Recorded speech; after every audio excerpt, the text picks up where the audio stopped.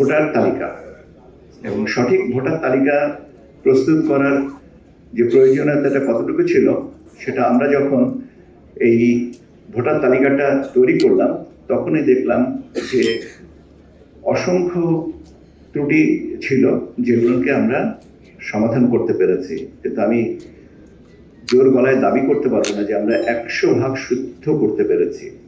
কারণটা হচ্ছে যে যারা নতুন ভোটার হচ্ছেন তাদের ভোটার তালিকায় অন্তর্ভুক্তি যেমন স্বপ্রণোদিত, যিনি ভোটার হবেন তিনি তো আসবেন, আর এই দুনিয়া থেকে যারা চলে গেছেন যে ভোটার ছিলেন তারা যারা দুনিয়া থেকে চলে গেছেন তাদের তালিকা থেকে নাম কর্তন। এর পাশাপাশি আরো কিছু কিছু প্রাতিষ্ঠানিক বিষয় আছে, যারা নাগরিকত্ব ত্যাগ করেছেন তাদেরটাও বাদ যাবে।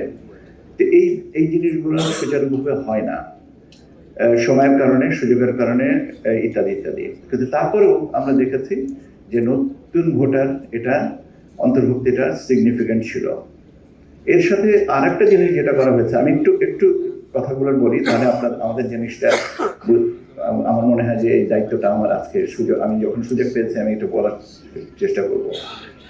তরুণ ভোটারদেরকে অন্তর্ভুক্তি করান আইনটা ছিল যে 1 জানুয়ারিতে যারা 18 বছর হবেন তারা বাংলাদেশের নাগরিক, তারা ভোটার তালিকা অন্তর্ভুক্ত হবেন।